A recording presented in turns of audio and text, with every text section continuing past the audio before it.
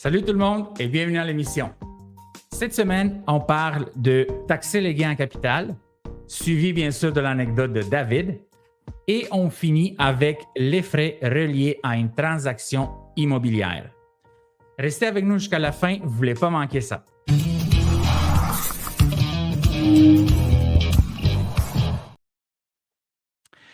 David, le gouvernement fédéral a décidé de dédier 250 millions en 2024-2025 et 4 milliards sur 5 ans pour construire 1,2 million de nouveaux logements au pays d'ici le 2031.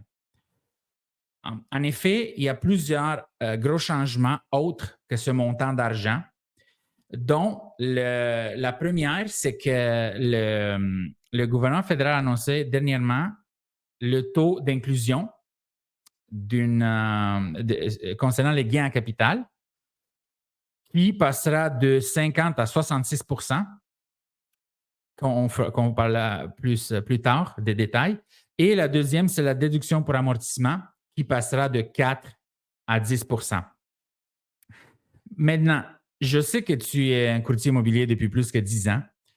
J'aimerais savoir si dans tes clients que tu as, est-ce que tu as déjà eu des gros ventes qui ont nécessité l'appel à un comptable concernant le pourcentage de gains en capital? Oui, j'en ai souvent eu. Tu sais, c'est quand même facile de calculer rapidement tu sais, le gain en capital, l'imposition que tu as à payer, là. Mais c'est toujours important d'aller voir un comptable parce qu'exemple, là, tu sais que dans l'article là, concernant l'augmentation, là, tu sais que le premier 250 000, passer ça, ça va être à 66 % l'imposition. Ça va être basé sur 66 % du montant. Oui. Euh, euh, Excuse-moi, j'ai un blanc. Tu disais si c'était. Oui, donc si tu as déjà eu un client qui Oui, c'est ça, c'est a ça. acheté Oui, c'est avec ça. toi, le meilleur exemple, Ouais, ça serait qu'il a acheté avec toi, exact. il a attendu 6 ans, là, Exact. et là, il a vendu avec toi, puis là, à cause du marché, il a fait comme genre 400 000 de profit C'est sur ça. un Plex, parce que je sais J'avais. que tu travailles avec les Plex. Et là, Exact. ben, lui, il a été taxé 50 % sur le 400 000 et maintenant, ça a changé. C'est Exact. juste ça que j'aimerais savoir. Est-ce que tu as C'est déjà eu ça. une expérience comme ça? J'avais perdu le fil là, parce que je parlais. Mais dans l'article, il parlait beaucoup des Plex, des immeubles à revenus. Fait que, tu sais, moi, mon Oui, expérience, souvent, quand j'ai eu ça, puis comme je disais, c'est important d'avoir un comptable parce que c'est quand même facile de calculer, comme je disais, l'imposition. Mais souvent, tu sais, avec les immeubles à revenus, les gens, ils font de l'amortissement. Mais ça, oui, il faut que tu fasses affaire avec un professionnel, là. Tu sais, un courtier immobilier, sa job, ça va être de diriger vers les bons professionnels. Il faut connaître ses limites, là. On n'est pas des fiscalistes. exact. Fait à partir du moment que tu as fait de l'amortissement, là, ça commence à être plus compliqué à calculer. Fait que oui, mais moi, souvent, c'était tout le temps par rapport à des plex quand ça m'arrivait. Mhm. Ouais, ça, c'est Donc, la première affaire, exact. OK. Donc, j'aimerais qu'on y aille point par point. Ouais, Donc, le premier, c'est que le gouvernement fédéral a annoncé dernièrement qu'il allait augmenter le taux d'inclusion concernant les gains sur capital supérieur à 250 000. ouais, Il passera donc de 50 à 66 % à la fin juin de exact. cette année. Et c'est à noter que le gain en capital ne s'applique pas à la résidence principale. Donc, la Exactement. résidence principale n'est pas touchée. Est-ce que tu peux Exact. nous expliquer c'est quoi une résidence principale? OK, mais tu sais, Et c'est quoi la différence entre une résidence principale et le chalet, OK, par exemple? exact. La première affaire qu'il faut comprendre, c'est que tu sais, souvent, résidence principale, c'est quand tu habites les lieux. Puis, tu sais, l'imposition, c'est quoi? C'est le gouverneur, il veut imposer les gens qui font de l'argent quand c'est voulu de faire de l'argent. Mais tu sais, quand tu as une résidence principale, donc une résidence principale, c'est une maison que tu habites là pour vivre. Puis la principale fonction, c'est pas de faire de l'argent avec cette résidence-là, c'est de vivre. Euh, c'est de vivre là tout simplement, puis d'avoir un endroit où habiter. Donc, étant donné que le but principal n'est pas de faire des sous, le gouvernement il dit ben, c'est bon, tu n'as pas besoin de payer de l'impôt. Mhm. Donc, là, on pourra en parler longtemps de ça aussi. Là. Mais il faut que ce soit vrai. Évidemment, si tu fais à croire que tu habites là, ben, que finalement, le but, c'était de faire de l'argent, là, tu pourrais te faire avoir puis devoir payer de l'impôt là-dessus. Fait que ça, c'est la première affaire. Puis là, les gens étaient bien inquiets. Ah, je vais devoir payer de l'impôt. Mais non, si tu habites là, durant l'année que tu habitais, si, mettons, pendant une maison que tu achètes, tu as vécu là pendant 10 ans, puis après ça, 5 ans après, tu achètes une autre maison, puis tu l'as fait louer, mais ton premier 10 ans de gain en capital n'est pas imposable, mais l'autre 5 ans, il va l'être. Si finalement tu la loues, puis après ça, le but c'est de faire de l'argent avec cette propriété-là éventuellement. Le nombre d'années que tu voulais faire de l'argent va être imposable. Parfait. Laisse-moi savoir. Donc, j'aimerais qu'on récapitule pour les gens qui nous écoutent, pour être très clair. Donc, je vais te donner un exemple. Jean achète une maison à 100 000 $. Ouais. OK? Il reste pendant 10 ans dedans. La maison, maintenant, elle vaut 200 000 $. Exact. Il continue de vivre dedans. 5 ans plus tard, la maison vaut 250 000 $. Donc, ce que tu es en train de dire, c'est que la période de 5 ans qu'il a loué, c'est cette portion qui va être considérée comme du revenu. Exact. Fait que tu sais, le premier, tu avais dit 10 ans au début, tu avais dit 10 ans, Dragos? Oui, 10 ans, il reste dedans lui-même. Okay. 5 ans, il reste propriétaire, mais il la loue, comme dans ton exemple. Exact. Donc, de 100 à 200 000, ça, ce n'est pas imposé. Exact. Mais le 250 000 moins le 200 000 qui est égal à 50 000, donc les années qui a été propriétaire et qui a loué, ces 5 années-là, la maison a augmenté de 50 000 $. Donc, c'est ce gain qui va être imposé à 66 % maintenant, à place de 50. Ben là, non, parce que étant donné que c'est juste 50 000 puis que la loi a dit c'est OK. C'est vraiment bon. Essaye de m'avoir, là, tu sais. Je voulais savoir si j'écoutais, là. Non, c'est ça. Là, vu que tu es en bas du 250 000, ça va être 50 % du montant qui va être imposable. Perfect. C'est vraiment très bien expliqué. Mais on y reviendra quand même pour le calcul, tu sais. Parce que les gens, ils capotaient, ils disaient, hey, faut que je paye 66 % d'impôts, mais c'est pas ça, là. Oui, c'est comme 3-4 000, là. Oui, c'est plate, parce que le gouvernement il veut tout le temps faire plus d'argent, puis c'est mal géré, là. Ça, c'est plate, mais c'est pas si pire que ça quand même, là. Mais on aurait aimé que ça soit pas, pas arrivé pareil, là. Bon, mais check, faisons un calcul maintenant qu'on est dedans.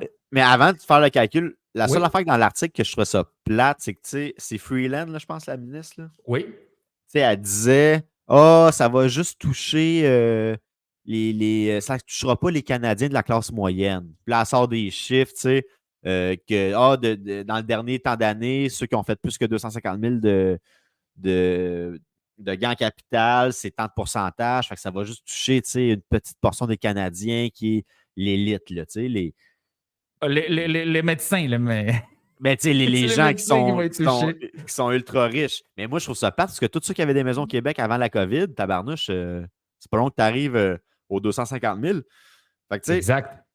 Mais là, c'est la résidence principale, on n'en parle pas. Non, exact. Moi, je ne parle pas de la résidence principale, mais il y a beaucoup de gens qui avaient un chalet. Exact. Quand tu avais un chalet, c'était fait. Là. Fait que ton chalet a pris plus que 250 000, mais ce que ces gens-là, c'est tous des gens de la classe moyenne, là, souvent. Là. Je comprends que quand tu as un chalet, tu as classe moyenne aisée. Là. Mais fait que, je trouve que si elle veut vraiment si le gouvernement veut vraiment imposer les ultra riches, imposer-les sur leurs revenus. Il ne faut pas chercher ça sur des maisons que ça peut toucher peut-être des gens de la classe moyenne. Mais en tout cas, ça, c'est juste mon avis par rapport au fait qu'elle disait non, ça ne touche pas les gens de la classe moyenne. Fait que exactement. Check, ça dit. Donc, la mesure toucherait un relativement petit nombre de particuliers.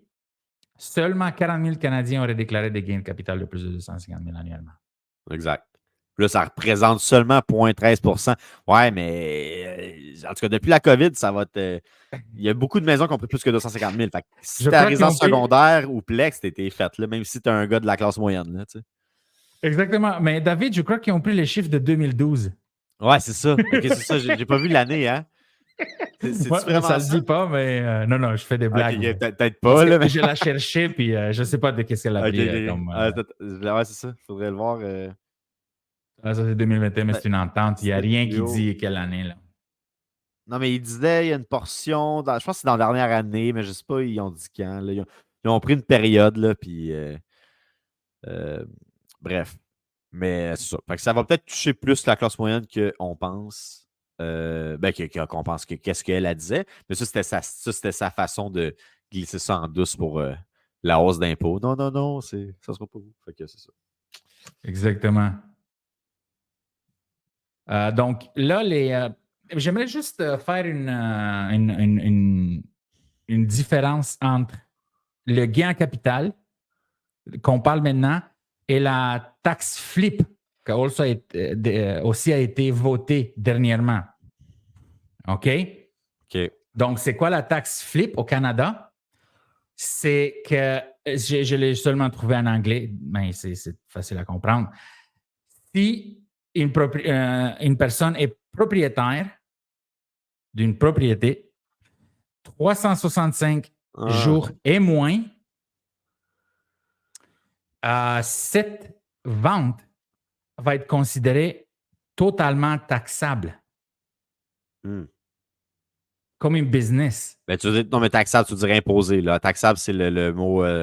Oui, imposable, Parce que oui. les gens français préfèrent, ils pourraient se tromper. Taxable, les taxes normales, non. Le TPS-CVQ, non. Taxable, c'est l'impôt. Là. Oui, oui, oui, oui. OK. Donc, j'apprécie la précision. C'est imposé comme un revenu d'entreprise. En OK. d'autres mots, là. C'est ça le terme en français. Ah, Regardless of intention. Donc, peu importe l'intention. Ça change ah ouais. beaucoup. C'est pour ça que Wow. je voulais qu'on en parle aujourd'hui de ça. Donc, je vais donner un exemple. Une personne achète une maison, right? Là, il y a beaucoup trop de bruit, puis il y a un voisin qui est méchant, qui lui pitche de Ouais. l'eau à chaque samedi, là. Puis là, après 3 mois, la personne dit, ou la famille dit, OK, moi, je veux m'en aller. Même s'ils font cette vente-là et ils n'ont pas eu l'intention, s'ils l'ont Ouais. gardé moins de 305 jours, ça va être considéré comme un revenu d'entreprise. OK. Mais ça, c'est pas au Québec, là, cette loi-là. Là. Oui, au Canada. Ça a C'est au été fait Canada. début mars 2024. Ça a OK. été voté. Oui. Ce qu'ils disent après 2022. Mais parce que me semble ça. Parce que tabarnouche, j'avais jamais entendu parler de ça. Là. Tu vas me dire quel courtier. mais je pense. Je suis comme un peu Tu vois? sceptique au Québec, tu sais. J'ai jamais entendu parler de ça encore. Là. Tu vois? The profit, ça, c'est Revenu Canada, là. OK? Ah ouais. The profit from property flipping, donc le flip d'entreprise,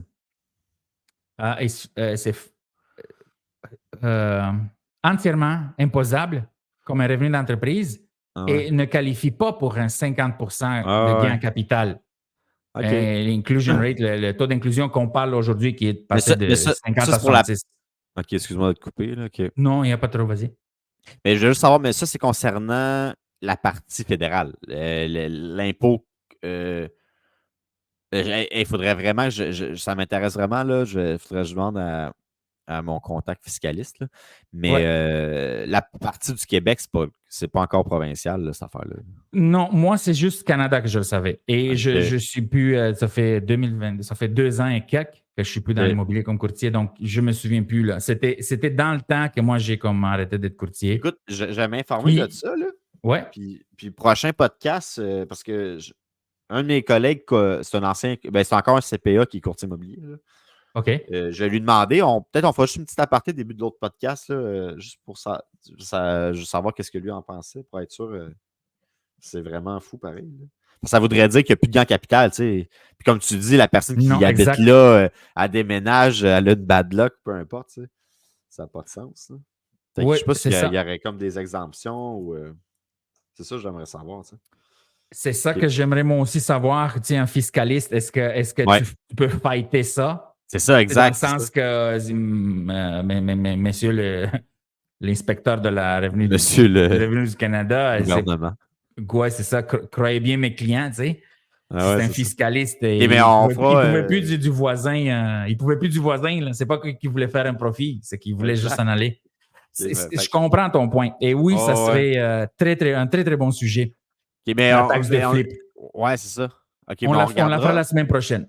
On regardera les flips au complet. On va regarder les flips au complet. Ça serait une bonne idée, parfait. Ouais, j'en ai fait beaucoup de flips, donc ça va être parfait. Je te reviendrai, Dragache, là-dessus. Parfait, David. Donc, ça, c'est la première chose. Je voulais simplement, parce qu'on en parle de le taux d'inclusion de 50 à 66 et de faire une différence de la taxe de flip. Parce que ça, c'est une autre chose. C'est complètement autre chose. Là. Tu fais un flip, tu vas être imposé à 100 %. C'est même plus un gain en capital. Ça vaudra plus la peine de faire des flips. Là, non, exact. Parce que moi, je me souviens, quand j'ai fait des flips, je l'ai acheté moi-même. Ouais. Puis les premières 3, 4, 5, je restais en bas d'un an, là, 6 mois, 9 mois. Le temps que je mettais le gazon puis la clôture. Là, j'avais expliqué, puis je rénovais le basement. Donc, si ça aurait été avec des impôts, c'est pas.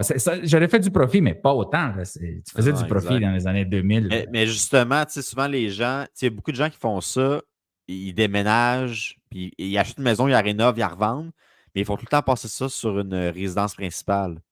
Oui. Mais il faut faire attention à ça, parce que si ton but premier, c'est de faire de l'argent, puis que le gouvernement, même si tu déménages aux 2 ans, puis que le gouvernement il se rend compte de ça, ça se peut qu'il te ramasse puis il disait hey, des pénalités de l'impôt à payer parce que tu ne faisais pas ça pour une résidence principale.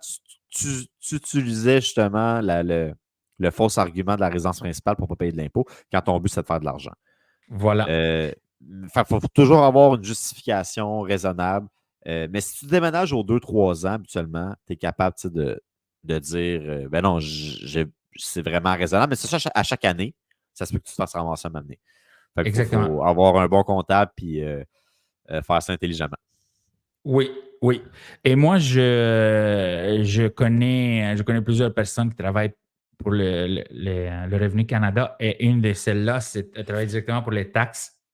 Donc, pourquoi je dis ça, c'est que cette loi-là n'était pas en vigueur un an et moins, mais les gens avaient l'impression, même il y a 20 ans, là, les gens, quand tu posais la question, ils avaient l'impression que si tu la gardes moins d'un an, il faut que tu payes des impôts. Ça venait de nulle part. Ça venait de nulle part. Ça n'avait pas fondement dans la loi. Cette loi n'existait pas en 2000 quand moi j'ai commencé, mais les gens me parlaient pareil. Fais attention, si tu vends ta maison en bas d'un an, il va falloir que tu payes de l'impôt. Non. Mais ça dépend. C'est exactement ton exemple. Si tu en fais 3 de suite, c'est de revenu d'entreprise. Mais si tu en fais 2 propriétés à chaque, comme une puis 3 ans après une autre, dans ce temps-là, le Revenu Canada ou le Revenu c'est rien. Il n'y aura pas de problème. Mais encore aujourd'hui, tu n'auras pas de trouble. Là. C'est quand même logique là, de dire aux 2 ans, c'est quand même plausible. Oui. Donc, on pourrait dire qu'il faudrait garder une maison, pas faire la promotion de tes skills, tes habiletés de flip sur Facebook, là. Exact, ouais, c'est ça, exact. at Revenu Canada, tu sais. C'est ça. Quand Revenu Canada est un de tes amis Facebook, là, c'est pas bon. Exactement. Et vous allez être correct. C'est en 2 ans, pas d'intention mais même un an, tu sais, à part ce que tu me dis, l'affaire du 365 jours qu'on va vérifier, là, mais mettons, là, tu achètes une maison, puis là, tu as un changement de job, ça arrive sud, tu n'as pas le choix de vendre ta maison. Tu sais, théoriquement, tu n'as pas d'impôt à payer parce que c'est une raison valable que ton but, c'est pas de faire de l'argent. C'était vraiment. Exact. Je comprends, mais check ce que ça dit. Anecdotique. Ouais, c'est ça, c'est pour ça. Regardless of intention. C'est ça la différence maintenant. Là. Exact. Tu comprends? Fait qu'on va revenir là-dessus. Puis c'est juste la portion fédérale, c'est quand même moins pire. Mais oui. OK. Mais oui. Ouais, et on le fait la semaine prochaine, les flips. On va parler des flips. Okay, flip et impôt, on pourrait faire ça. Exact. Ça va avec. Exactement. On va juste finir avec le premier point. Oui, exact. Donc, je vais être clair, je vais expliquer clairement c'est quoi. Donc, on réalise le gain en capital là, qu'on parle, là, qui passe de 50 à 66 % pour un profit en haut de 250 000 pour une résidence secondaire. Donc, c'est quoi? C'est qu'on réalise un gain en capital lorsqu'on vend un actif à un prix supérieur à son prix de base ou ce prix d'achat.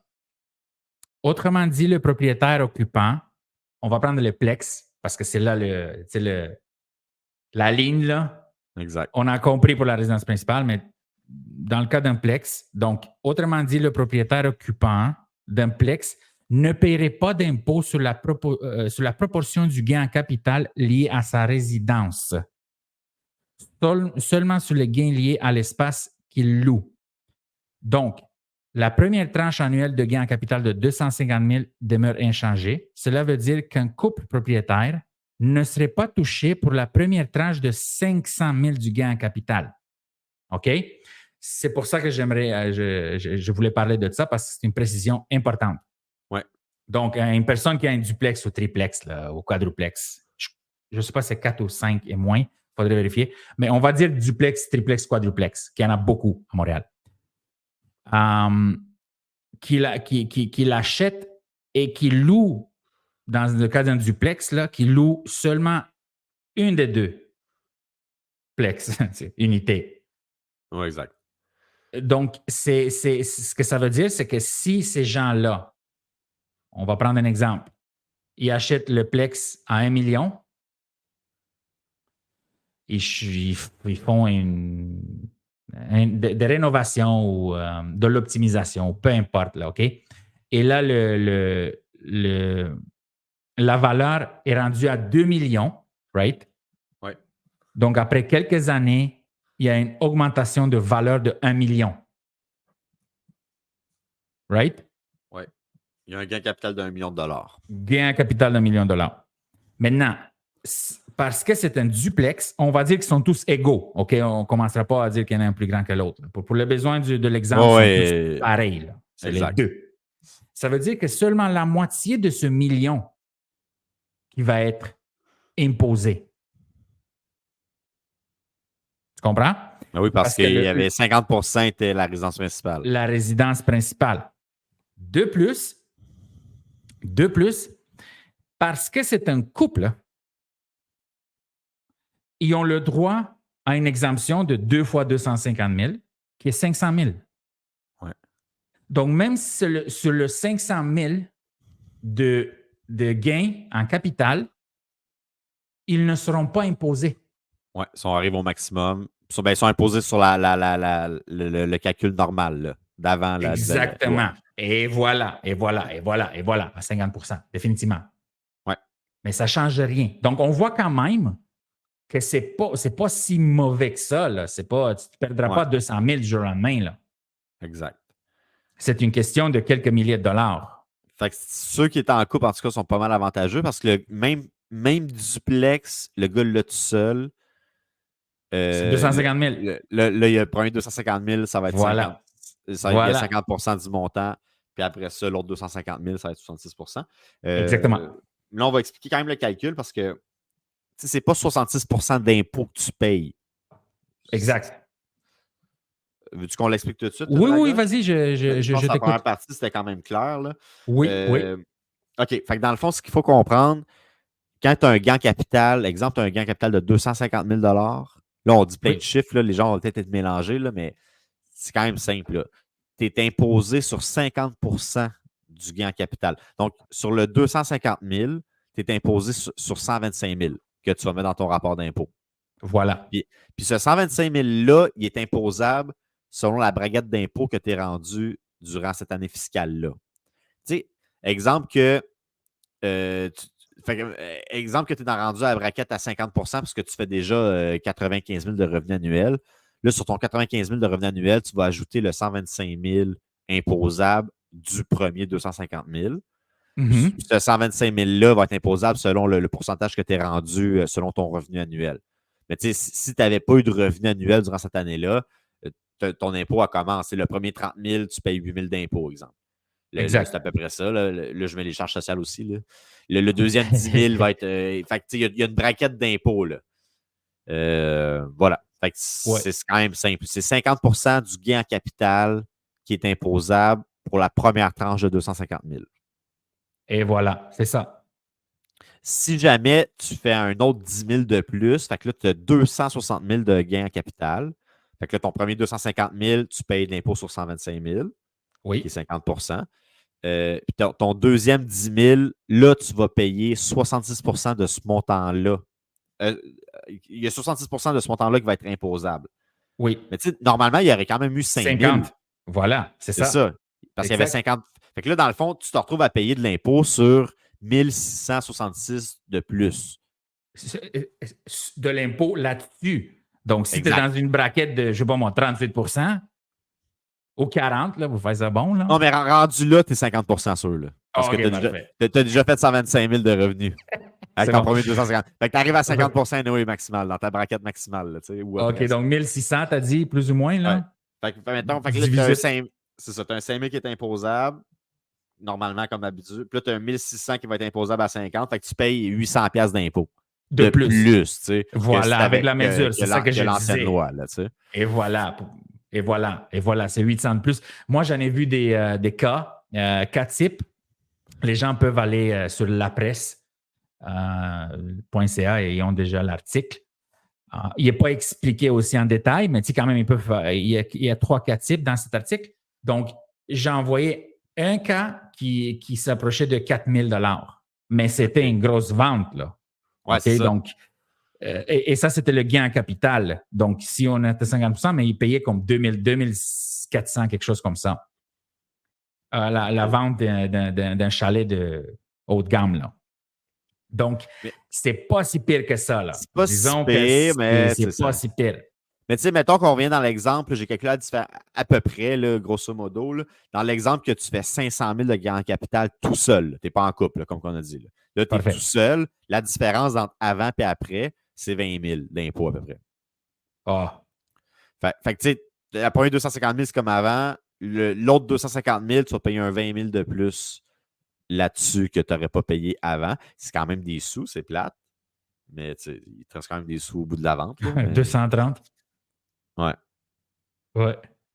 Non, c'est ça. Puis dans le passé, hein, il y a déjà, dans le passé, des années, là, moi, c'est mon contact qui m'a dit ça. Là. Avant, c'était 75 du gain capital qui était imposable. Oui.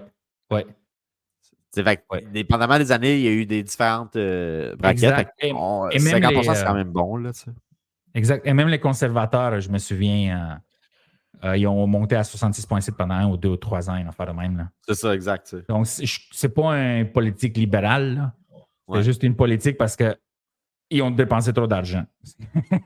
Mais moi, c'est leur argument d'affaire de dire ça va juste toucher. C'est pour toucher les plus. Non, c'est qu'ils n'ont pas d'argent, là. Il faut qu'ils cherchent des taxes. Non, mais au lieu de dire ça va juste toucher les mieux nantis, va donc les taxer, va donc les impositionner en fonction du. Les imposer en fonction de leurs revenus. T'sais. Exact. En tout cas.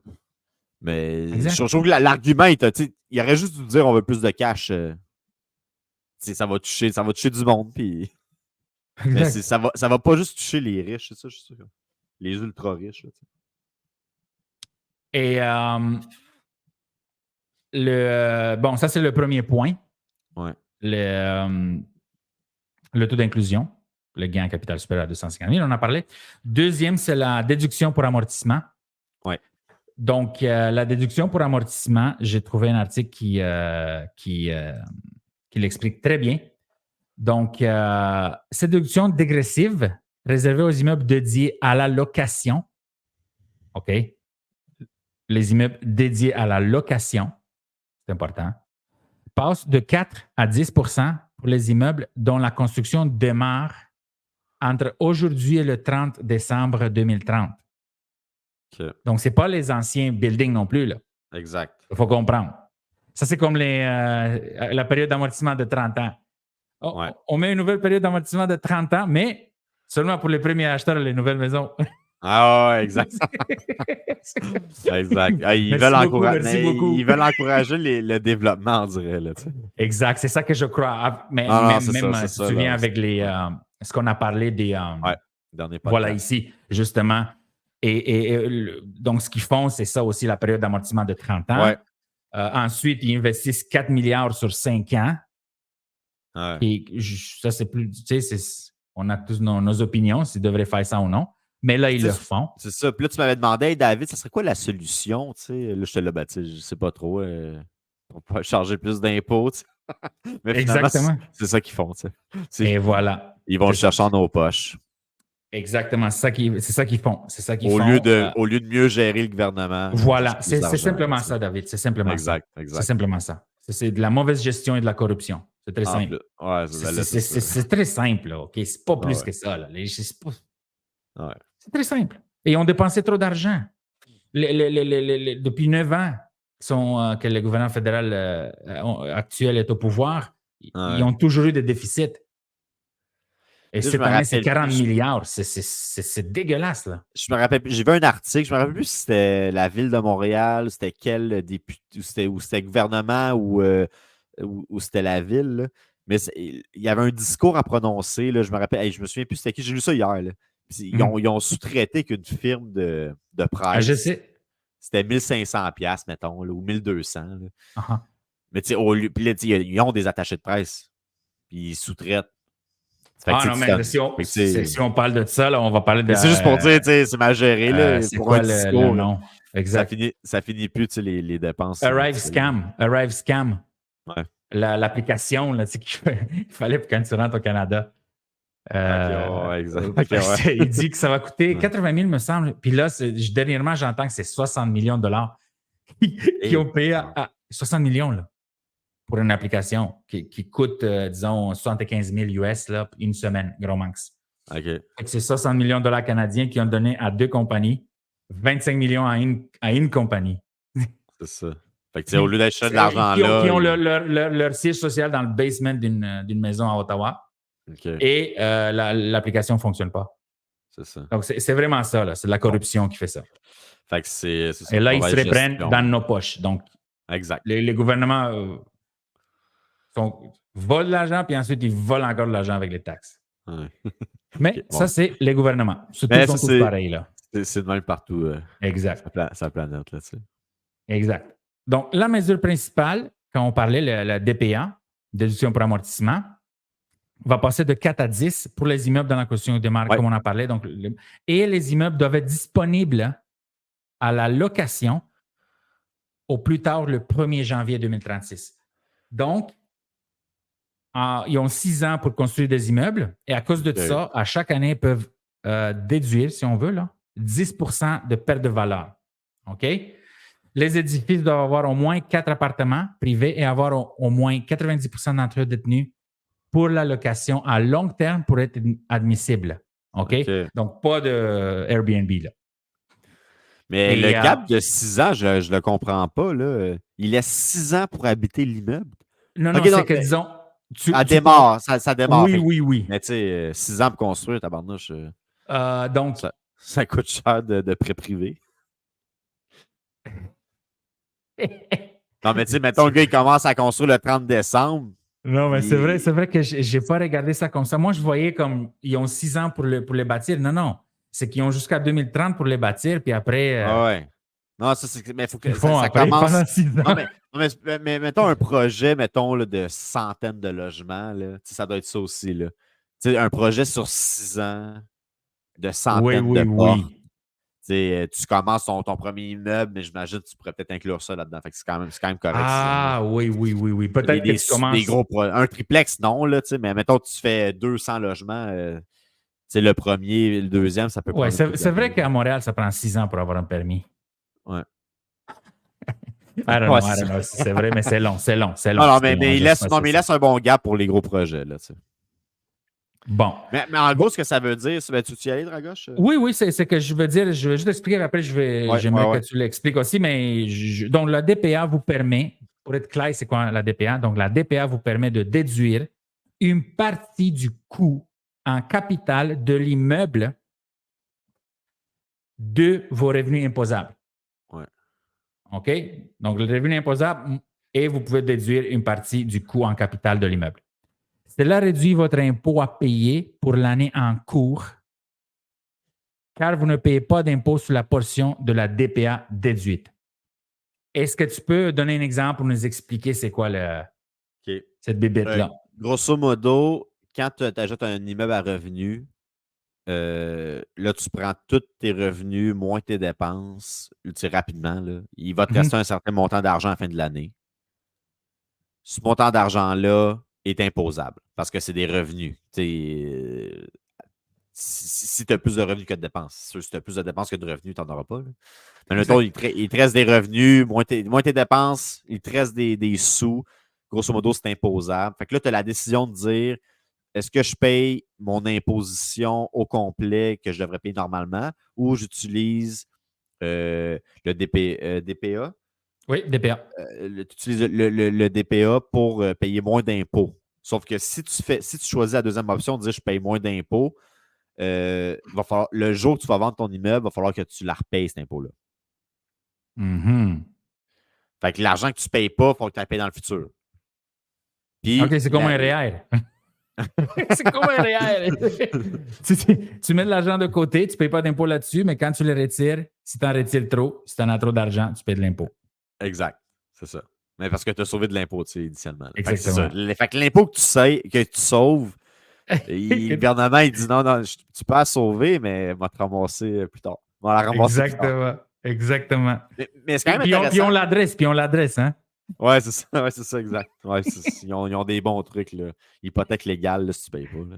Exactement. Mais c'est ça. Fait en gros, c'est ça, mais c'est quand même le fun qu'ils mettent ça jusqu'à 10 Fait que ça va te permettre justement d'avoir plus. Mais dans le fond, c'est que tu choisis en ce moment d'avoir plus d'argent tout de suite, puis de la repayer plus tard. Puis peut-être que cet argent-là, tu vas être capable de la faire fructifier plus, puis que finalement, quand tu payes ton impôt, c'est plus avantageux. Mais là, tu ne payes pas comme en gain en capital. Hein, il faut que tu la payes au complet. Fait que des fois, il y a plusieurs stratégies. Il faut voir qu'un professionnel. Là.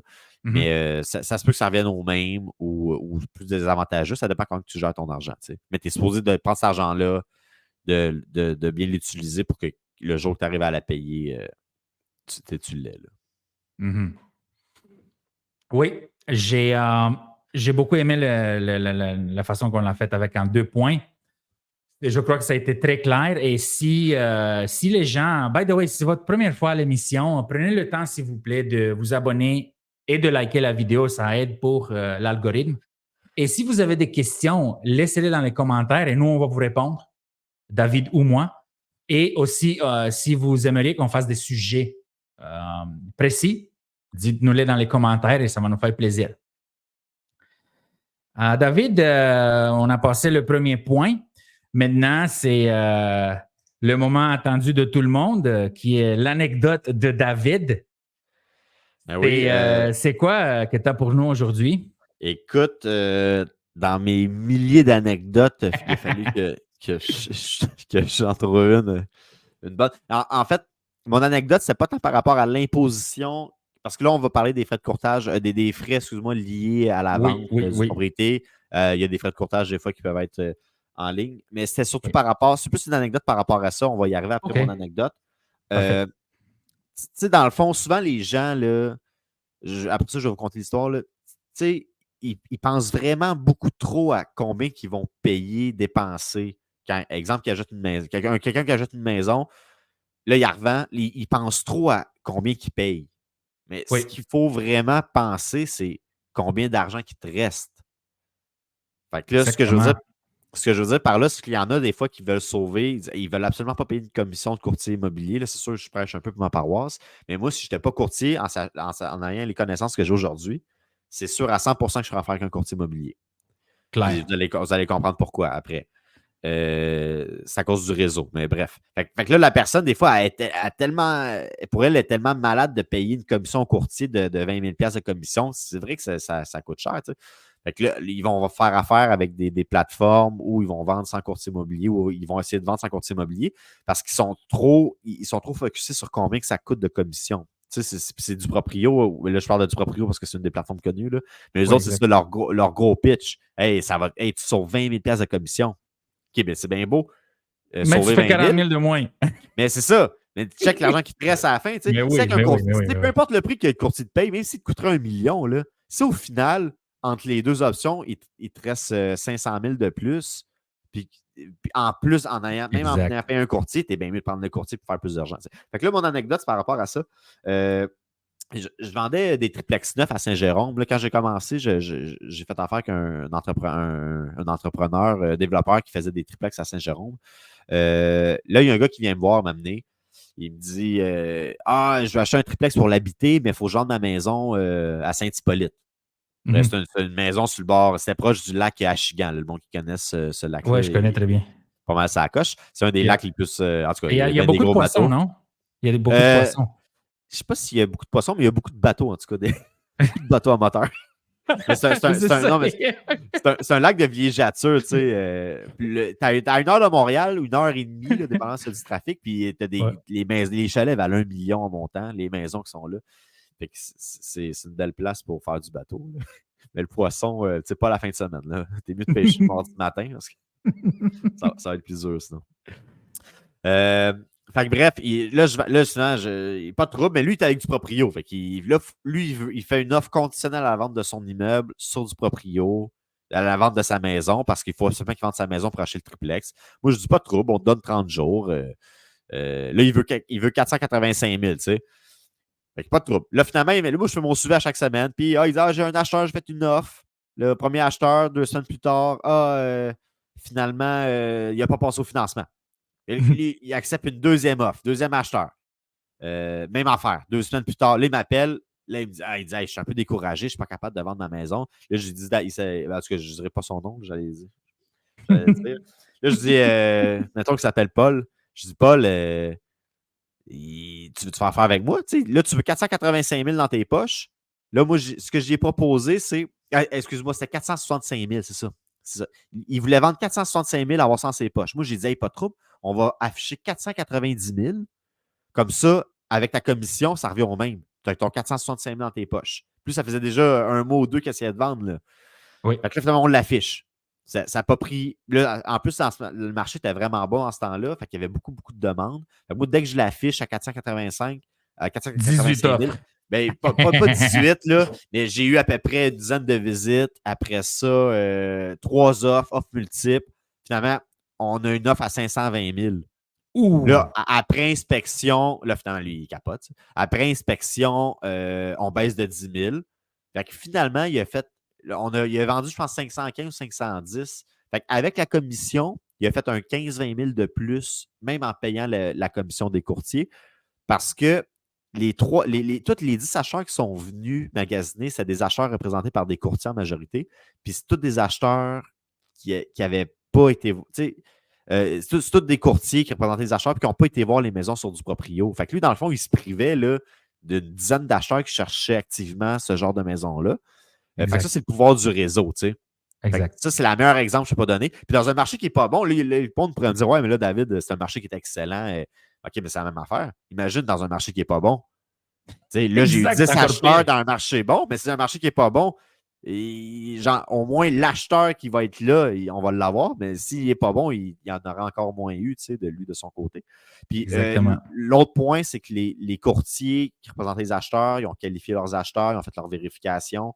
Fait que c'était tous des acheteurs préqualifiés, versus que du proprio, lui, il y avait des acheteurs qui n'étaient pas trop préqualifiés. Mais c'est pas qu'ils étaient. C'est juste qu'ils étaient bon au courant. Ils auraient dû se faire préqualifier, aller voir leur institution financière avant. Fait que, bref, le pouvoir du réseau, il a fait beaucoup plus d'argent. Donc, des fois, la morale de cette histoire, c'est regardez pas combien que ça vous coûte, regardez combien d'argent qui vous reste. C'est ça l'important. La morale de l'histoire. C'est cool. Justement, maintenant, notre deuxième sujet aujourd'hui, c'est on parle des impôts et des gains en capital et des taxes de flip. Maintenant, j'aimerais qu'on en parle des frais reliés à une transaction immobilière. Okay. Toi et moi, donc toi, tu es toujours courtier. Moi, j'ai déjà été courtier immobilier pendant proche de 15 ans. Ouais. Et ton anecdote, je ne savais pas que tu vas dire ça, mais c'est le premier vidéo que j'ai fait sur YouTube en 2011. C'était une vidéo concernant les propriétaires vendues par le propriétaire. Puis moi, je n'ai rien contre. C'est une vidéo de 15 minutes avec exactement des bons points. Donc, c'est vraiment, il n'y a pas de comparaison. Là. Si les gens mettent les points et les faits sur table, si on veut, là, les cartes sur la table, c'est beaucoup mieux avec un courtier. Sans parler du fait qu'un courtier, Il y a une assurance. Donc, Mais là, s'il y c'est a ça. quelque Là, chose qui on se parlait passe, juste, c'est ça. Excuse-moi, Draga, je vas-y. ouais, J'arrête de s'il y te a quelque couper. chose qui se passe, s'il y a quelque chose qui se passe, tu as une assurance. Ouais. Responsabilité. Donc, ce que tu dis, tu es responsable de ce que tu dis. Donc, j'ai beaucoup aimé ton point, ton anecdote. Si on commence, David, je vais aller les points et on parle de chaque point. OK? Donc, le premier point le premier point donc des frais reliés à une transaction immobilière, c'est les frais d'évaluation de la propriété. Ouais. OK? Donc, lorsqu'on vend une propriété ou on achète une propriété, il y a une évaluation qui est faite. Ouais. Lorsqu'on achète une propriété, l'évaluation est souvent faite par le courtier immobilier, Exact. qui est le mieux placé pour faire une évaluation. Ouais. Mais il y a aussi la banque qui fait des évaluations de propriété pour approuver le prêt. Exact. Est-ce que tu peux donner un exemple de fonctionnement de ce type d'évaluation de la banque? OK. Mais ce Et frais-là, les coûts, parce que les coûts, moi j'ai trouvé en 350 à 800 $. Et c'est ouais, qui les paye? C'est-tu l'acheteur ou c'est c'est la ça. banque qui l'inclut? C'est ça que j'aimerais que tu fasses. Ce type de frais-là, habituellement, ça va être plus du côté de l'acheteur parce que c'est l'acheteur qui va acheter. Donc, ce n'est pas nécessairement un frais que le vendeur va devoir prévoir, sauf si lui veut vraiment un avis d'un évaluateur agréé. Eux autres, c'est des professionnels qui sont agréés ils sont agréés puis ils peuvent évaluer une maison. Ça va être des évaluations beaucoup plus exhaustives qu'un courtier immobilier. Fait que si le vendeur veut une évaluation de même, ça peut arriver, mais habituellement, juste l'évaluation du courtier immobilier, c'est suffisant. Puis le courtier ne cherche pas habituellement pour ça. Ça va être vraiment plus au moment du prêt. Fait qu'on a une offre d'achat, l'acheteur veut avoir son prêt, la banque, elle doit approuver la maison, puis elle doit aussi approuver le dossier de l'acheteur, s'il se qualifie financièrement. Mais c'est plus que 350 à 800. Au résidentiel, les banques ils vont les payer. Parce que rendu au stade de l'évaluation, il manque juste ça, c'est la banque qui le paye. L'acheteur paye zéro. Dans certaines situations, c'est l'acheteur qui doit payer. Au commercial, c'est l'acheteur qui doit payer. C'est plus 1000 $, 1500. Un évaluateur agréé, là, je dirais. Là. OK. OK. Parfait. Les deuxièmes que je trouve important de mentionner, c'est les frais d'inspection de la propriété. Ouais. J'ai mis 500 $ et plus, mais je crois que c'est beaucoup plus proche de 1000 $ maintenant. Ça dépend quel inspecteur ou quel groupe, mais non, mais entre 500 et 700, peut-être pas 500, là, 6 et 700, là, une maison résidentielle unifamiliale. C'est sûr, si tu évalues un sixplex, ça va coûter 1500. Bien sûr. Un condo, ça peut être moins cher, mais mettons 600-700, on est dedans. Là. OK. Et ce frais-là, il est payé par l'acheteur. Oui, ça aussi, c'est l'acheteur. C'est l'acheteur qui doit débourser ces frais-là. Parfait, parfait. Troisième lieu, on a le test de pyrite et j'ai aussi marqué le test de sol ou test d'air. Le test d'air, moi, j'ai déjà eu une transaction qui a avorté à cause de ça. Et on trouvait des particules de moisissure, mais c'était bizarre parce que c'est comme il y avait échappé de l'eau, puis c'est des tests qui sont très rares, les tests d'air, mais le test de pyrite, surtout sur la rive sud, sont très fréquents, sinon tout le temps. Mais il y a aussi le test de sol. Et je ne parle pas pour connaître la portée du sol, la technique. Là. Un test géotechnique. Non, c'est ça. Je parle plus de contamination avec de l'huile à chauffage, par exemple. C'est un test de caractérisation de type phase 1 qui ça va être l'historique du site. Après ça, le phase 2, c'est le test, la carotte là, dans le sol. Savoir si c'est contaminé. Ouais. Et ce test-là, donc le premier qui est le test de pyrite, c'est quoi, 500 $? Oui, ça dépend du nombre d'échantillons.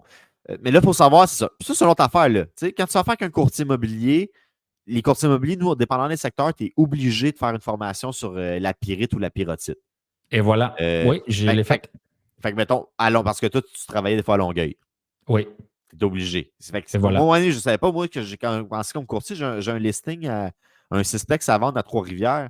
je reçois l'appel, je pense que c'est l'OACQ qui m'ont appelé. Ils ont dit, hey, tu as un listing sur ce secteur-là, tu n'as pas fait ta formation. Moi, je n'avais aucune idée, là, tu sais. Je connaissais pas trop les. Je savais même pas que dépendamment des secteurs, mais le fait de ma formation, mais admettons Trois-Rivières, tu le fais systématiquement. Ça arrive à Longueuil, c'est la même affaire. À Oui, Repentigny, il y en Rive-Sud, a un peu. c'est fou, là, partout, C'est partout, ça. partout. Il faut demander Puis, le test de périte partout c'est ça, ça. Puis là, Rive-Sud, si tu fais à affaire Montréal. avec un, si tu fais affaire avec un acheteur en direct, un vendeur en direct, soit pas de courtier, peut-être que ni le vendeur ni l'acheteur le savent, ça. Tandis que si tu fais affaire Exact. avec un courtier, tu es sûr, tu sais, oh, ce secteur-là est un problème. Puis là, mettons, l'acheteur, il ne fait pas faire de rapport d'inspection. Il achète une maison avec de la pyrite, mais le vendeur, il ne savait pas plus. Là, finalement, il a vendu avec garantie légale de qualité. Ça peut faire des poursuites, là. Fait que des Voilà. fois qu'un courtier, tu es sûr, lui, il connaît le secteur. Fait qu'il peut Et savoir. s'il ne le connaît pas, donc si c'est sa faute, Ouais, il y a l'assurance responsabilité. exact. Et Même si l'assurance c'est. responsabilité paye si Ouais, l'acheteur a un dommage qui peut c'est quantifier. Là, ça. Mais que ce soit une faute intentionnelle ou non intentionnelle, tu sais. Des fois, et tu peux même voilà. faire une faute. C'est pour ça, tu sais. C'est ça, fait que ça va tourner autour de 500$, c'est bon d'après moi, puis ça dépend si tu fais combien d'échantillons. Tu sais, des fois, le remblai qu'il y avait, là, on préfère un autre podcast là-dessus aussi, là, mais là, on ne rentrera pas dans les détails. Mais la Ouais. roche qui est en dessous de la dalle, du garage puis du sol, c'était pas la même affaire. Fait Et qu'ils font un voilà, test dans c'est le ça. garage, un test dans le sous-sol. Fait que je dirais oui, 500$. Sinon, fait que ça, dépend du secteur. Des fois, ça, c'est le vendeur. Tu le fais systématiquement. Tu mets ta maison en vente, tu le fais pour éviter les Voilà. problèmes. Tu ne veux pas le Oui. faire durant une offre d'achat. Puis là, finalement, les conditions, ça change. Il faut négocier. Il vaut mieux être préparé d'avance. Fait que ça, souvent, c'est le vendeur qui va le faire. Même s'il y a une offre d'achat, c'est souvent c'est le vendeur qui le paye.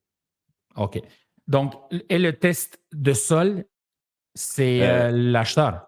oui, ça, c'est vraiment rare parce qu'au commercial, c'est systématique. Hein. Tu achètes une. Oui, c'est pour ça Mais que je pose cette question. exact. Mais en fait, ça dépend. Au commercial, ça dépend. Au résidentiel, euh, moi, je dirais que c'est. Moi, en tout cas, moi, si je représente un acheteur ou un vendeur, j'essaierais de faire plus payer le vendeur. Parce que c'est sa responsabilité de fournir toutes les informations de son Le test de terrain. sol. Le test de Exact. périte, on a compris, c'est le vendeur, Ouais. le test de périte. Test de Mais sol, mettons, là, résidentiel, c'est bien simple. Les fois qu'ils vont demander, c'est si tu as un réservoir de mazout au sous-sol. voilà, c'est ça. Là, la banque, elle va dire, wow, on veut savoir si c'est contaminé. Tu sais. Y a-t-il un déversement de mazout dans le sol? C'est pas mal les seules raisons résidentielles que les banques vont l'exiger. Mais moi, souvent, je le ferais. C'est le vendeur qui devrait le payer parce que hey, ça coûte cher pareil. Là. Oui. Parce que si tu fais le test historique, la phase 1, c'est l'histoire du site, ça coûte moins cher, mettons en bas de 1000$, là, 1000, mettons.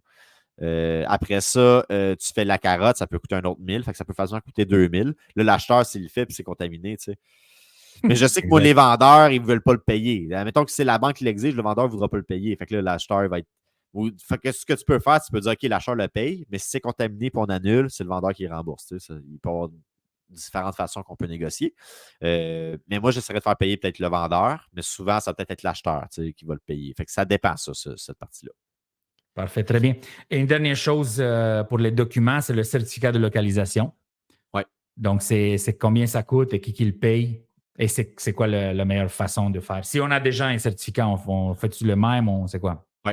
Certificat de localisation, dans le fond, c'est un document qui représente l'état actuel des lieux. Quand tu achètes une maison, tu veux savoir est-ce qu'il y a des irrégularités, est-ce qu'il y a des choses non conformes, est-ce qu'il y a des empiètements, y a-t-il une clôture? La clôture du voisin est où? Es-tu chez le terrain du voisin? Es-tu sur mon terrain ou est sur la ligne mitoyenne? Est-ce que le cabanon il est conforme? Es-tu dans la servitude d'Hydro-Québec? Les fils qui passent. Si Hydro-Québec, quand il arrive, le cabanon il est là. Ils vont peut-être dire tasse-les, il faut que je répare les fils. Fait que Voilà. c'est ce genre d'affaire, ça, c'est un classique. Là. Sinon, des irrégularités, tu sais, ta thermopompe, mettons, est-ce qu'elle respecte le règlement en vigueur? Es-tu situé sur l'avant de ta maison et ça ne respecte pas le règlement de la ville? Est-ce que les marges de ta propriété, ils respectent? Tu sais, mettons que ta maison pogne en feu, puis que finalement, ta maison, tu es trop proche de la rue, tu ne peux pas la reconstruire en même place. Peut-être qu'elle va être plus petite, tu sais. Fait que tu ajoutes une maison de 1500 pieds carrés d'air habitable. Finalement, anciennement, c'était correct, tu as un droit acquis des fois, tu sais. Là, finalement, tu as reconstruit, tu te retrouves avec seulement 1200 pieds carrés habitables que tu peux construire. Tu sais, c'est des choses que tu veux savoir. Fait que le certificat de localisation va identifier ces éléments-là. C'est le vendeur qui doit le payer habituellement. 95% des fois, 99% des fois. Puis si le certificat est vieux de plus de 10 ans, il faut que tu en fasses faire un nouveau, même si tu n'as rien modifié. Tu sais. Parce que, mettons, tu achètes une maison, il y a une piscine, tu as un certificat de localisation à jour, tu enlèves la piscine, un an plus tard, tu revends, il n'est plus bon. Faut que vu que la piscine n'est plus là, il faut que tu aies un document qui représente l'état actuel des lieux. Tu sais. Fait que ça, c'est rendu 1500, 1250, 1500. OK. Et ça, il y a une chose, si le plus vieux de 10 ans, il doit être refait. Ouais. Ça, c'est Euh, simple. C'est ça. C'est qu'il n'y a pas de loi pour ça. J'aimerais qu'on en parle. Il n'y a pas de loi pour ça. C'est que les banques l'exigent lors du financement. Ouais. Ouais. Et aussi, maintenant, depuis quelques années, c'est que les notaires se basent sur des jugements, OK, où ce que les juges ont conseillé fortement de ne pas avoir un certificat de localisation plus vieux que 10 ans. Exact. Mais donc, il n'y a pas de loi, mais c'est la façon de faire. Et c'est ça que j'aimerais savoir, toi, ton opinion et pourquoi qu'on fait ça. Mais il n'y a pas une loi là-dessus par rapport à ça. C'est plus par rapport à une autre loi que, exemple, que ta clôture, la clôture, elle empiète son terrain. Fait que tu as un pied de ton terrain qui est chez le voisin. Mais si, passé 10 ans, le voisin peut dire hey, ça fait 10 ans que moi j'utilise ce pied-là, il peut faire un recours puis aller chercher ce pied-là pour que ça fasse partie de son terrain. Oui. Fait que la règle, c'est 10 ans. Fait que ça se pourrait que si ça c'est arrivé, c'est pour ça que les notaires prennent plus de chance. C'est pour ça qu'ils leur font faire après 10 ans. Mais ça pourrait être une raison. Tu sais, si le vendeur, moi, ça m'est déjà arrivé, mettons un vendeur, il dit hey, moi, là, mon certificat, il y a 10 ans, il y a plus de 10 ans, mais il représente l'état actuel des lieux, c'est exactement comme mon terrain est. Fait qu'il dit moi, je ne paye pas de certificat. Moi, j'ai fourni un certificat qui représente l'état actuel des lieux. Après, si le notaire en veut un nouveau, c'est l'acheteur qui le paye. Voilà. Ça, c'est des choses. Ça, c'est une affaire qu'un courtier d'expérience pourrait conseiller son vendeur. C'est ça que je faisais, moi. Avant, quand je vendais, je dis c'est la banque, c'est ta banque qui l'exige. C'est ça. Donc, c'est l'acheteur de payer. Exact. Parce que le certificat est à jour. Exact. Puis en faisant ça, ben là, tu peux sauver de l'argent, mais si ce n'est pas écrit sur l'offre d'achat initiale, là, l'acheteur pourrait dire hey, c'est de la faute du vendeur, puis là, si personne ne veut, le courtier va être pogné à le payer. Fait que c'est un bon courtier, tu vas t'arranger à bien conseiller tes clients, puis c'est l'acheteur qui va le payer dans cette situation-là que tu pourrais exiger. Tu sais. Parfait. Et là, on parlait des notaires. Donc, une chose que je n'ai pas dans la liste, puis je trouve ça important parce que ça arrive souvent, c'est les assurances titres. Oui. Qui coûtent entre 300 à 500 $, tout dépend de la compagnie. Et ces assurances titres sont achetées dans quel cas, David? Souvent par les acheteurs le ou gros par les classique, vendeurs? C'est ça. Ça, dans le fond, c'est quoi l'assurance titre? C'est une assurance que tu payes au moment de la vente une fois. Ce n'est pas des montants mensuels. Cette assurance-là va te protéger en cas. Fait que là, j'ai expliqué pourquoi on prend ça. Oui. Exemple, que tu as des vices ou des irrégularités au certificat. Exemple, tu as un cabanon qui empiète ou une piscine, mettons. Ben là, une piscine, ouais. Puis, mettons un cabanon qui empiète dans le servitude d'Hydro-Québec. Fait que tu as les fils qui passent, puis le cabanon est dans cette servitude-là. Puis ce cabanon-là, il est sur une dalle de béton. Parce que des fois, les cabanons, pas de dalle de béton, c'est une autre affaire.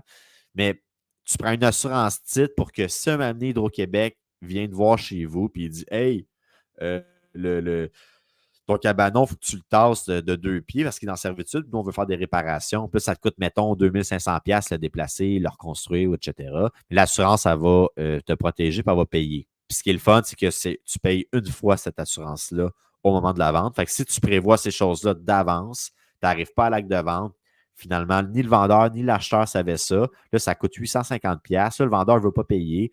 Fait que c'est des choses, c'est ça que les courtiers, on sert à ça. C'est de prévoir ces choses-là que ça a été préétabli que c'était le vendeur qui payait ou l'acheteur. Peut-être que le vendeur dit moi, c'est l'acheteur qui paye. Fait que si c'est préétabli dans l'offre, il n'y a pas de mauvaise surprise chez le notaire. Ça, c'est un exemple parmi tant d'autres. Tu vas avoir ça peut être une maison mitoyenne jumelée, tu sais. Ton balcon il empiète chez le voisin.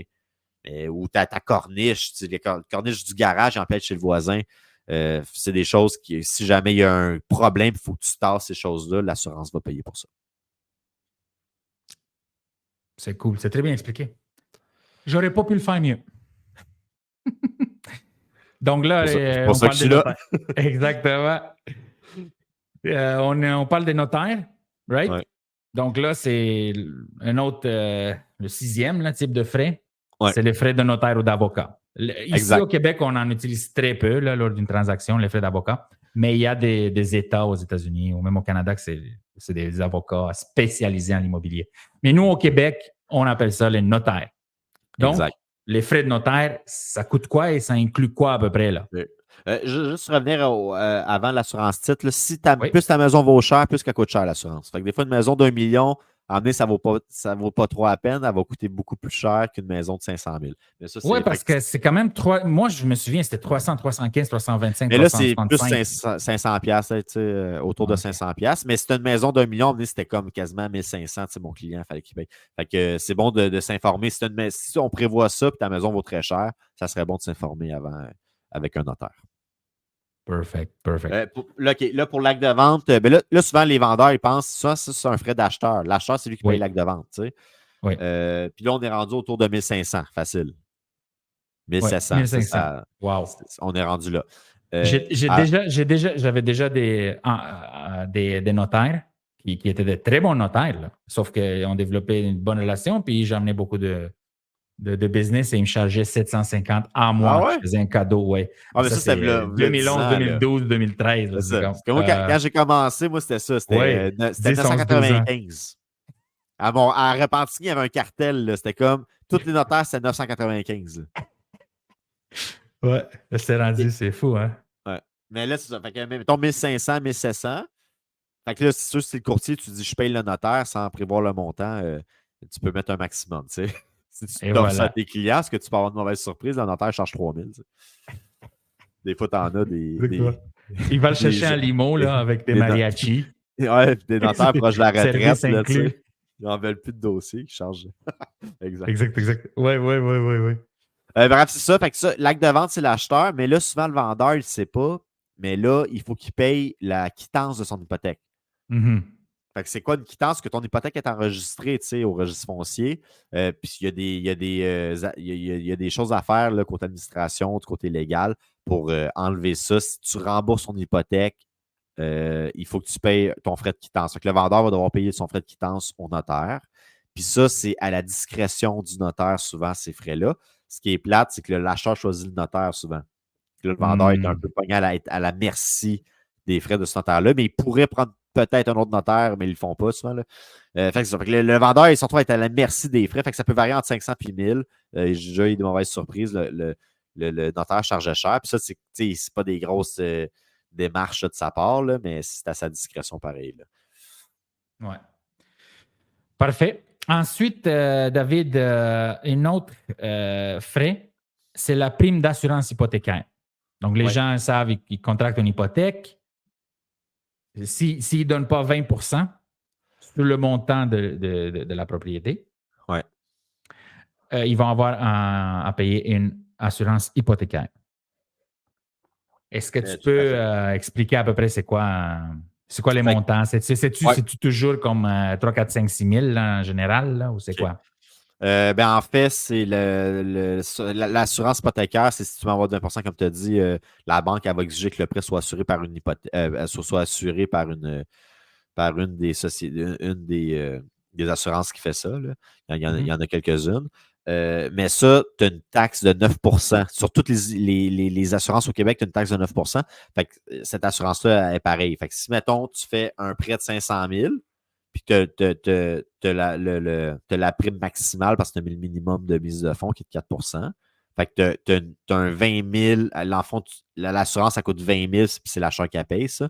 Mais là-dessus, tu as une taxe de 9 Fait que c'est 1800 sur 20 000.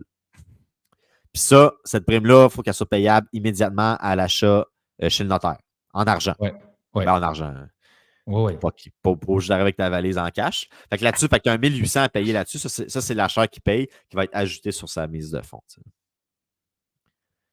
Ouais, c'est pour ça que une mise de fonds de 5 la banque, elle va regarder si tu as 6,5 pour prévoir tous les autres frais.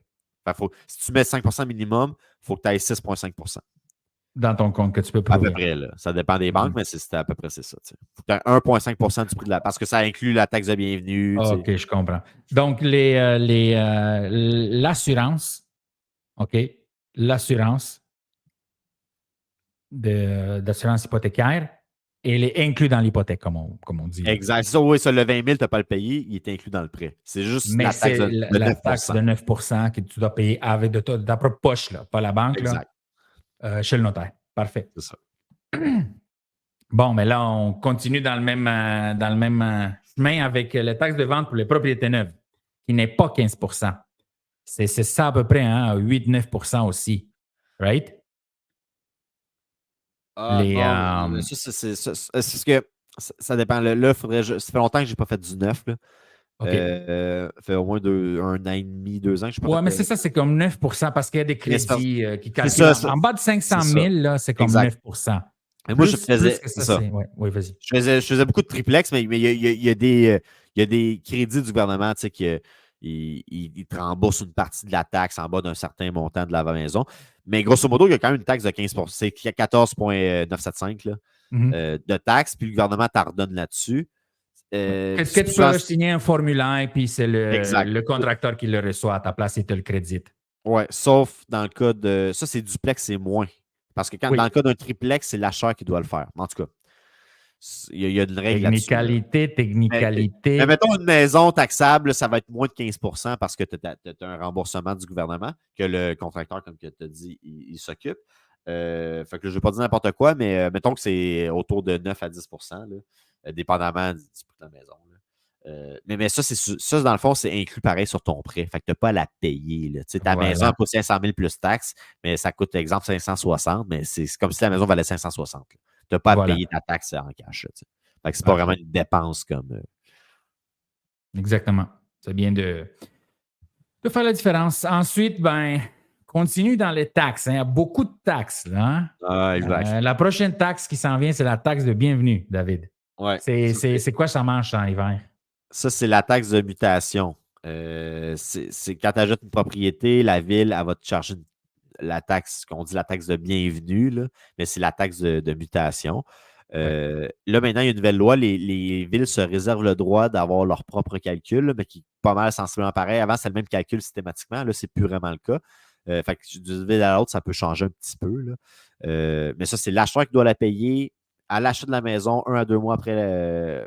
1 mois habituellement après ça dépend quand la ville est rapide, là, mais souvent, ils sont rapides. Tu reçois la taxe de bienvenue, puis il faut que tu ailles la payer à la municipalité. Mm-hmm.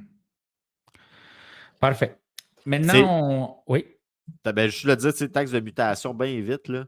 Mettons une maison de 500 000, là, parce que des fois, 1,5. c'est plusieurs milliers de dollars. Là, Ouais. C'est comme 7 000, je pense. Je vais te dire ça immédiatement. C'est 5 732, à peu près. Proche. T'sais. Ouais, c'est quand même beaucoup. Puis mes maisons, l'autre fois, il y a quand même des maisons à 500 000, il y en a beaucoup. Là, ouais, mais j'ai vendu une maison, c'était 1 225 000, puis là, c'était 30 000 ou 35 000 de taxes. Oh my God! Ça fait plus mal. Là, oh my God! C'est fou, pareil. Puis après ça, tu essaies de faire de l'argent, de faire un flip, c'est ça. Alors, excuse-moi, voilà. Excuse-moi, je me suis trompé, je parlais d'une pénalité. C'était plus autour de 20 000, là, son affaire. C'était entre 17 puis 20 000. C'est pas 35 000, là, mais bref. Ouais. Ça fait mal pareil. Là. Ouais, c'est ça. Fait que passons vite à d'autres choses. Il y a les frais de déménagement, David.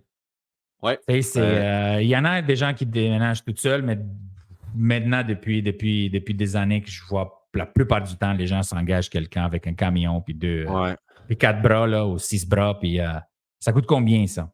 À peu près. Facilement, une maison, c'est au moins 2000. Là. Ouais, ça va vite. Là, 1 000 $, c'est genre un 3,5. Là. Tu déménages en face de la rue, là, ça va coûter 1000. Et voilà. Fait que. Ouais. Et une grosse maison, ça peut être plus que ça. Là. Une grosse maison, ça se peut que ça soit 35 000. C'était ça, le 35 000. Ouais, c'est ça, exact. Ouais, 20 000 de taxes de bienvenue, puis 15 000 de déménagement. Bon, là, on a fait de frais annuels. Ben, c'est sûr que les gens, c'est l'entretien, le gazon, la neige. Ensuite, il y a aussi les taxes, c'est sûr. Quand on est propriétaire, on a les taxes municipales, taxes scolaires. Oui, c'est sûr que ça ne rentre pas dans les frais de vente de maison, mais quand même, c'est des frais que si tu ne les as pas payés, il faut que tu les payes à la vente. Tu sais. Voilà. C'est plus les frais d'exploitation. Là, tu sais.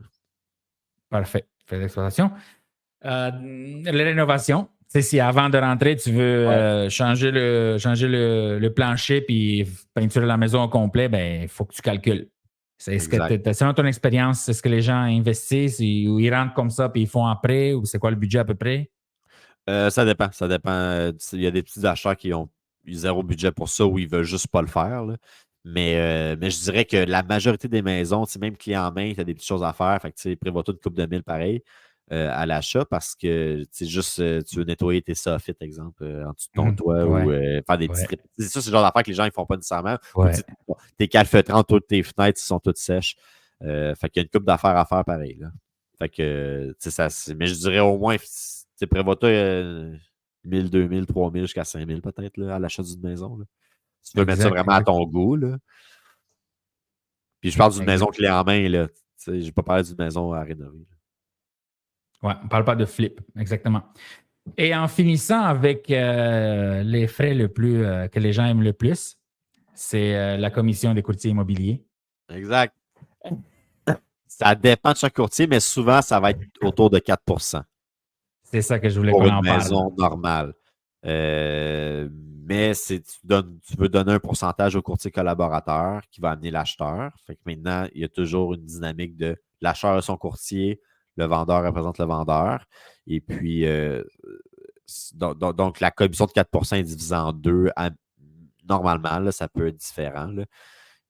Mais habituellement, dans le marché actuel, au Québec, c'est autour de 4 pour une maison normale, là, une maison moyenne. Là. Même les maisons plus chères, mais ça va être autour de 4 Et il y en a quand même des maisons à 400-500 000 régulièrement. Là. Il n'y a plus de unifamilial à 265 000 Non, il n'y en a plus. Mais j'en ai vu une qui l'autre n'a pas fois. besoin d'être démoli. Là. Exact. Ah non, c'est ça, exact. Mais l'autre, tantôt, ça. Je sais pas. Ok, je l'ai ici. Il y a une maison pas chère qui est sortie, une petite reprise de finances à Shawinigan. 197 500. Wow! Mais une reprise de finances, je pense qu'elle n'a pas été écœurante, l'intérieur. Exact, exact. Donc, la commission va varier, disons, 4 mais pour une propriété de 400 000, c'est 16 000 plus taxes parce que c'est Ouais. taxable. Ouais. Chaque courtier peut charger le montant. Tu peux faire affaire qu'un courtier qui va charger 2 mais il va donner moins au courtier collaborateur. Ce qui va faire en sorte qu'il y a moins de courtiers qui vont venir d'acheteurs. Mais dans le marché, là, c'est beaucoup. Les courtiers, c'est autour de 4 Puis, souvent, les annonces que tu vois, le courtier fait 1 mais c'est parce que souvent, il ne charge pas 1 lui. C'est qu'il donne la possibilité de trouver ton acheteur, puis là, il va te charger 1 Souvent, quand tu vois une publicité de même, souvent, ah, courtier 1 wow! C'est parce que là, ça dit en petit caractère, vérifier avec les. Il y a plusieurs modalités qui s'appliquent. Exact. C'est Mais pour faire la paperasse, le 1 c'est ça. Je Mais crois que c'est souvent, ça. ouais, c'est ça exactement. Même Tu moi, peux vendre sur du proprio, tu peux faire ce que tu veux. moi, j'en ai déjà Et, fait. J'ai des amis ben qui ont oui, fait moi des aussi. affaires avec du proprio, puis je ne savais pas trop comment faire les papiers, moi. Ouais, c'est ça que je faisais. Tu sais, là, 1,5 ou 2 C'est ça. Fait que 1 c'est quand même bien. Cool, David. Est-ce que tu as d'autres Puis, choses à rajouter? ouais, frais de pénalité hypothécaire que le vendeur Oui. va payer, Ah non, il manquait c'est ça. bon, ça. C'est vraiment important de vérifier ça. Quand tu vends avant la fin de ton terme, tu as une pénalité hypothécaire qui s'applique souvent.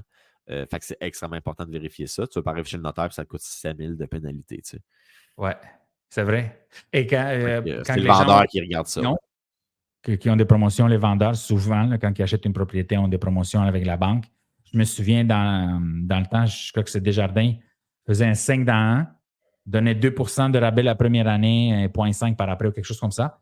Mais les pénalités, si tu sortais avant, c'était comme 8 000, 9 000 ou 11 000 ou quelque chose, c'était gros. Là. Ça, c'est ça comme il y a 10 ans, 8 ans, 10 ans.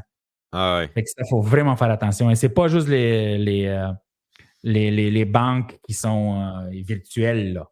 Même les banques normales ont des grosses pénalités. Là. Mais en fait, non, souvent, les banques virtuelles, leurs pénalités sont moins chères. Tu sais. que, Tu vois, que les banques standards. C'est les banques standards qui te qui barrent ça d'un abusent. épais, là, exact. Fait que des fois, c'est bien beau de checker. Ah, il y a un bon taux chez Desjardins, mais il faut que tu checkes aussi la pénalité au moment de la vente. C'est pour ça qu'il faut faire qu'un courtier hypothécaire et non d'aller voir seulement une banque. Tu veux avoir le portrait Ouais, global avec toutes les institutions ouais. financières. Puis ça, les courtiers qui pensent, il y a des courtiers qui vont référer juste à leur banque parce qu'ils font une commission là-dessus. Fait qu'ils disent, hey, va voir ma banque nationale. Mais c'est Mhm. pas très correct, ça. En tout cas, moi, je pense que ça ne devrait pas exister, ça, parce que l'acheteur, il va être bien mieux conseillé par un courtier hypothécaire. Tu sais. Définitivement. C'est extrêmement. C'est ça. Ouais. Perfect, David. Est-ce qu'il y a d'autres choses que tu aimerais rajouter? Écoute, je pense qu'on a fait le tour. Ça a duré plus longtemps que prévu. Ouais, Mais ouais, ouais. on a donné du stock pareil. Et voilà. Et voilà. Alors, c'est tout pour cette semaine. On vous remercie beaucoup pour votre écoute et votre soutien. Et on se voit la semaine prochaine.